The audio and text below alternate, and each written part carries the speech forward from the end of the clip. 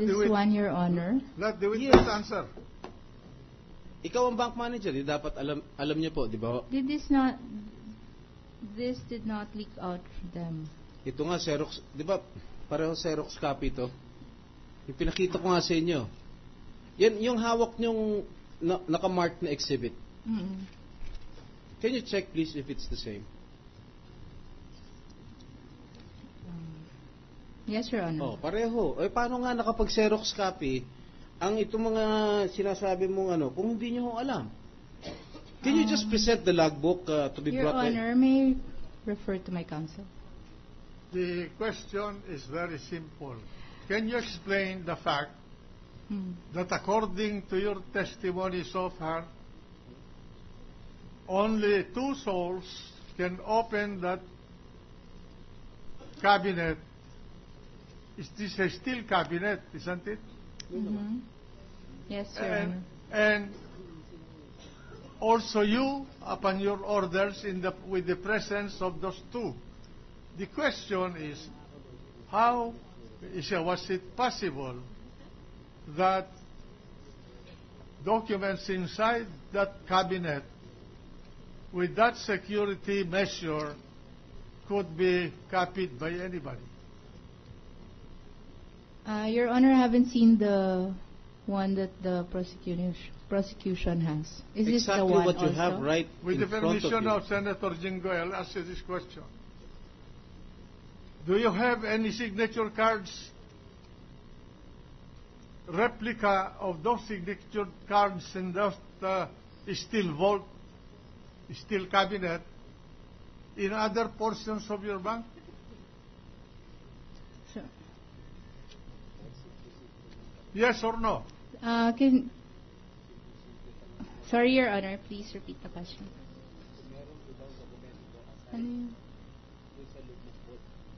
You did not understand. You are getting nervous. No, sir. The question is simple. Your signature cards in a bank are in a vault Yes, sir. because they are important documents. Yes, sir. They are not supposed to be exposed to anyone. They are the very confidential document as far as the bank is concerned. Yes, sir. And that is why they are placed in a vault, a steel vault, as usual in a bank, and 2 persons can open that vault. Not 1, but 2. Yes, sir. And if you access it as a manager, you need the 2. Now, the question is, are those documents inside that vault have copies in other parts of your bank corporation? The original signature cards, sir, they are also sent to the head office upon the initial account opening. The signature, what is the purpose of sending the signature cards in your head office when the account is with you? What for? For dual control. There's no transaction by the depositor in your head office. Come on. It's for the scanning of the signature, sir. Signing of the signature for what? For our system. Huh? The scanning. And after the scanning, they're brought to your the originals are brought to your office back. There is a vault also, sir, that keeps the signature cards there. Officer. There's the signature cards that were sent to the head office stays in the head office, and then we also have our own Is copy. it a practice of Philippine Savings Bank that for every account, whether it's a branch account or a central office account, all the signature cards must have copies in the central office? Yes, sir. Huh? Are you sure? The original, sir. The Because original. if we check, and you're not telling us the truth, you're subject to the disciplinary powers of this court. Yes, sir. Are you sure Yes, sir. that That the other original copy of the signature cards are also in the main office. are forwarded to the head office? Yes, sir. And who would be the custodian in the head office? It's a department, sir. Department head. CBRCD. Do you know the department head in your head office in charge of signature cards? I'm sorry, sir. I do not know. Are those signature cards from you, if your knowledge, treated security-wise in the same way that they're treated in your branch? I would like to believe so, sir. Yes. Huh? Yes, sir. Or also two persons could only open the depository vault. I do not really know their practice, sir. You do not know the practice. The procedure, yes, sir. For the head office. Go ahead. Thank you. You just mentioned earlier that that particular document did not come from your bank. All right. Yes, sir. And now you have the original document and the Xerox copy. And you said it's both the same, identical. Am I correct? Yes, sir.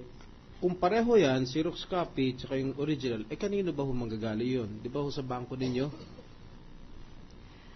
As simple as that. This document did not come from the document that's floating around did not come from our bank, sir.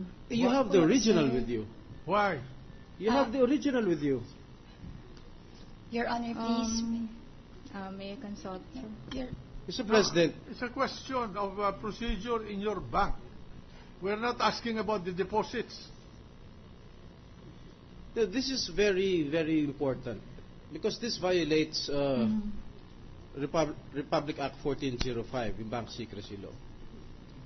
Kaya gusto namin malaman kung is it a normal practice of your bank to just give informations of the client's bank accounts to any strangers? It's not, sir. So kanino nga galing ito? I wouldn't know, sir. It could only come from your bank.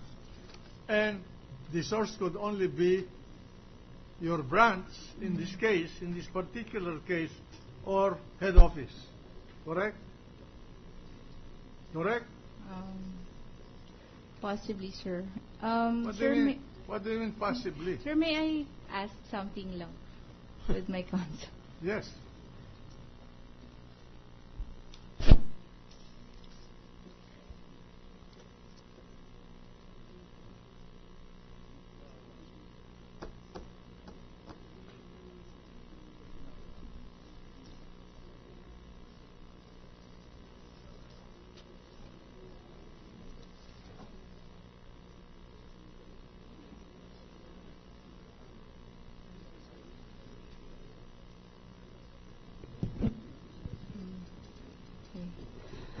Sir, may I just clarify regarding the document that showed me, because this was regarding the what? The document, sir, that your Honorable Senator showed me, because this was the same document that was brought by our President when he testified. Yes. It's the same. So did you compare it to your original? Is this the document that was presented by the prosecution? Your Honor? Is that the one attached to the request for subpoena? For my lawyers, for our counsel, it's not, sir. Ba't sagot ka po na sagot na pareho?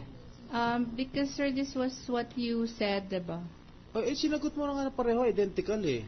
But it's not the document that was floating around, sir. Will you show her the document which was the basis of the subpoena address to the request for subpoena addressed to this court.